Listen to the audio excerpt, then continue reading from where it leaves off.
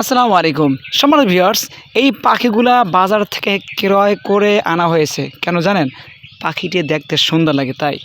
পাখিটির গায়ের রঙটা অনেক সুন্দর, দেখতে অনেক সুন্দর দেখায় এবং এটা ময়ূর ময়ূর পাখির মতো এইগুলা মানে রঙগুলা, তাই এগুলো কিনে আনা হয়েছে। কিন্তু পাখিটার যে কী নাম এটা আমরা কিন্তু এখন পর্যন্ত জানতে পারিনি। পাখিটার নাম কী? অতএব আপনারা কেউ কি জানেন এই পাখিটার নাম কি?